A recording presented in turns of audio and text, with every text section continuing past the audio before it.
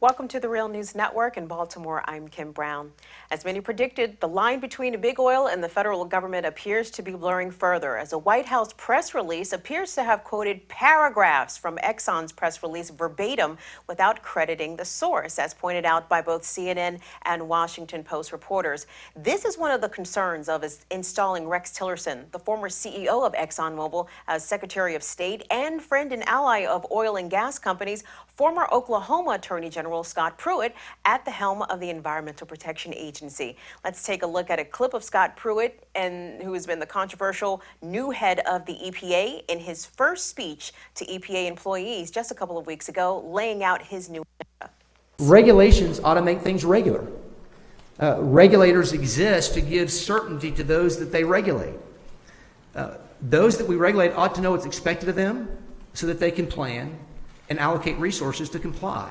I believe that we as an agency and we as a nation can be both pro-energy and jobs and pro-environment, that we don't have to choose between the two.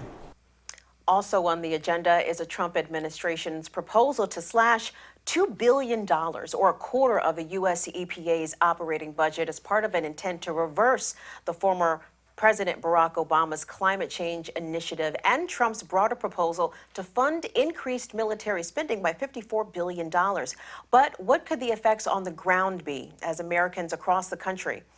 To discuss these issues, we are joined by Eric Schaeffer. Eric, who has served as the executive director of the Environmental Integrity Project since he co-founded the organization in 2002. Previously, Eric served as the director of the EPA's Office of Civil Enforcement from 1997 to 2002, where he received a Presidential Rank Award, as well as the John Marshall Award from the Justice Department for his leadership in negotiating an industry-wide cleanup of petroleum refineries. Eric's career at the EPA began in 1990 and included an appointment as special assistant to the deputy administrator.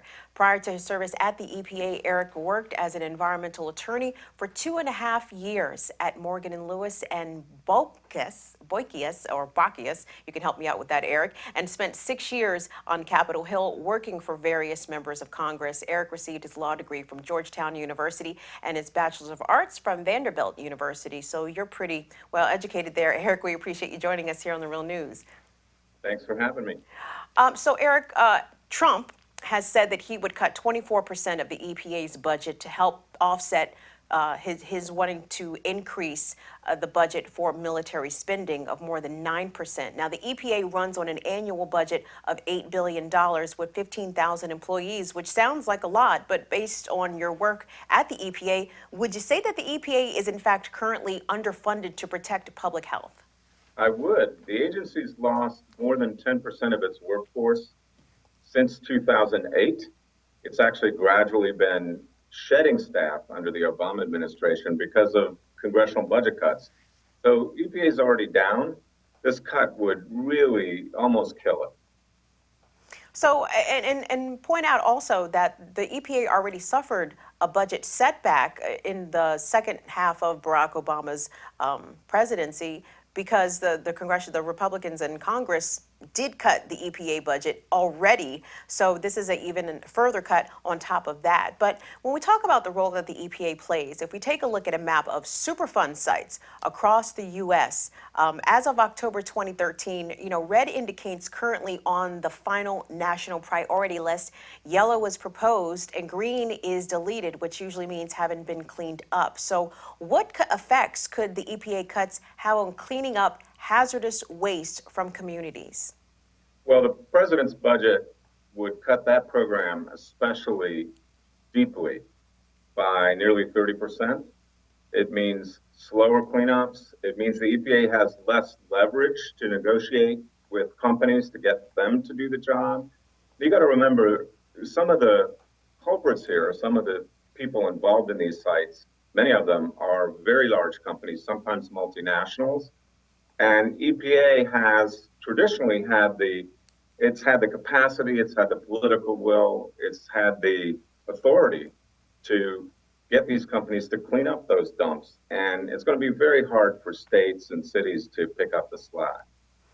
And even beyond what corporations have done to destroy or taint the environment, affecting the air and water, when we look at a situation like in Flint, Michigan, when the change from the Detroit River to the Flint River was something that was all in the hands of not even necessarily elected officials, but government appointed administrators over that. I mean, that's not a company that did that. That was a government decision to make that change. And a lot of blame got placed at the feet of the EPA and the state EPA. So obviously, cutting federal funds to the agency would impact issues like that and incidences like what happened in Flint as well.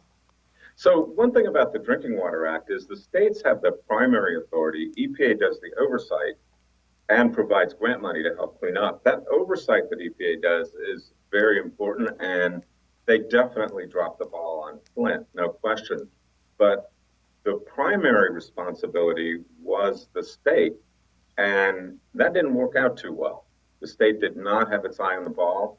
The state, in fact, was cutting corners and putting an emergency manager in to run the Flint system. They tried to save money, and it ended up being a disaster. They didn't know what they were doing. You're going to have more of those if you keep whacking EPA in the way that Trump wants to. And the Trump administration's proposed $2 billion EPA budget cuts would entirely eliminate the agency's Environmental Justice Office, which was formed in order to, quote, further integrate environmental justice considerations in all of the agency's programs, end quote. So can we say with certainty that these proposed cuts will be felt particularly hard in low-income communities of color? You can absolutely say that with certainty. If you're talking about wiping out the Environmental Justice Office, cutting the enforcement budget, cutting the cleanup program, cutting the clean water program, you're going to leave communities with less political power, a lot more exposed to pollution than you've got today. And that's something that's going to be felt over time. You may not see it the day after the budget cuts take effect, but we would be paying the price pretty soon. Eric, we've seen what many have called an assault on climate science by Trump and his administration, as well as the Republican-dominated Congress. So talk about the importance of the EPA's work and how cutbacks to data collection that have been proposed not only to the EPA, but also to NASA and to the National Oceanic Atmospheric Administration, also known as NOAA, and the censoring of that information. What could silencing that data have in terms of what we know about climate change that's ongoing? Well, it takes us backwards. This one's especially frustrating. They single out climate work at EPA for an especially big cut. They're cutting those programs by over 50%. An awful lot of that, most of it really is science and research, and then there is some data collection as well. What troubles me is you heard from Mr. Pruitt, who's now the EPA administrator. Well, okay, we acknowledge global warming exists, but we don't really know exactly how much humans are contributing to that problem. First of all, I don't think that's true. I don't buy that. But I don't understand how you could say we don't know enough and then cut the research budget by more than half. They don't want to know. And finally, Donald Trump said last week about the waterways rule that, quote, the EPA's regulators were putting people out of jobs by the hundreds or thousands, end quote. And this is oft-quoted meme that environmental regulations kill jobs. So what would your response be to that? First of all, I don't need to tell you, President Trump makes up different numbers every day and, hundreds of thousands of jobs. He doesn't have any basis for that. There's a great series of surveys that the Bureau of Labor Statistics has done for years and years and years, and they ask companies every year, why did you lay off people? We're talking now about large layoffs that affect more than 50 people at a time. Regulations don't even register on the scale as a reason for those layoffs. It's 0.2% of the time businesses say, well, it had something to do with regulations, any regulation, not just environmental regulation, 0.2%.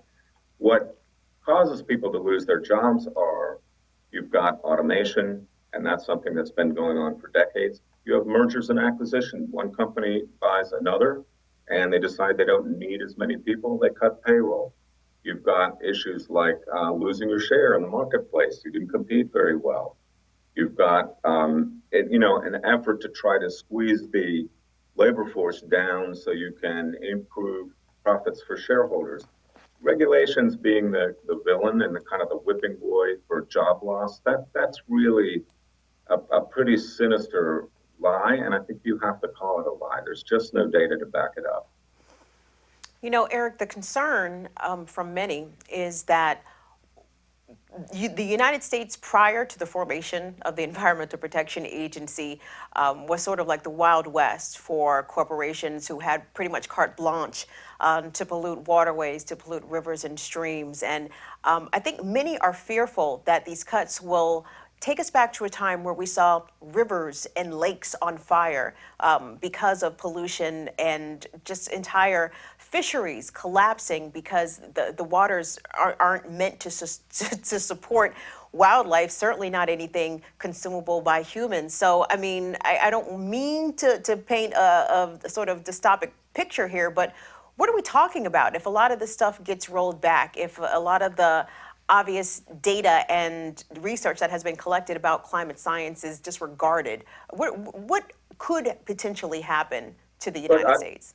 I think, our environmental programs deteriorate, the quality of the air gets worse, water gets more polluted, and, we continue to see a buildup in carbon and global warming increases. And those things all have devastating consequences. They hit your health. It means more asthma attacks. It means more premature death from air pollution, which we get from fine particles.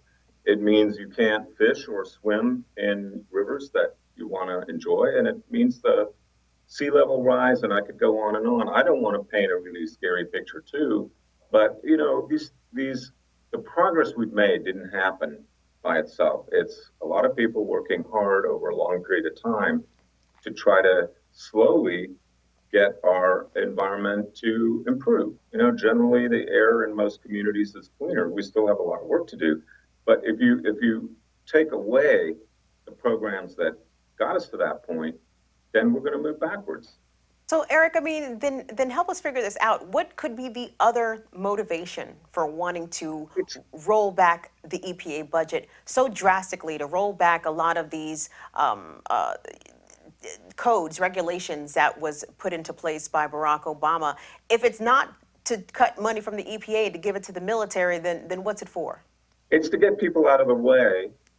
It's to get regulators out of industry's way. It's to make sure that you can, if you're an oil company or a coal company, you can do a lot more of what you want, no matter how much pollution it causes, without anybody looking over your shoulder. That's really what's going on here. You cut the environmental program. You say it's about budget. Really, it's about taking people off the street whose job it is to prevent pollution. That's what I think their game is here. Here's a number, just if I can throw this at you. So they're cutting EPA by $2 billion. They're doing that, they say, to build up our defense budget, as you pointed out. The cost overrun on a single aircraft carrier, the one that President Trump visited last week, $2.4 billion so far. So cutting EPA by $2 billion isn't even going to make up for the amount of money that got wasted on a single ship. So we're really talking about a pretty small amount of money used to protect public health and the environment. And, cutting this out of EPA's budget, it's not going to make a difference to the Pentagon. It's not even a rounding error for the Pentagon's budget. Well, Eric, we want to appreciate you making some time to speak with us today. Thank you. Thank you so much. And take care. Thank you. And thanks for watching the Real News Network.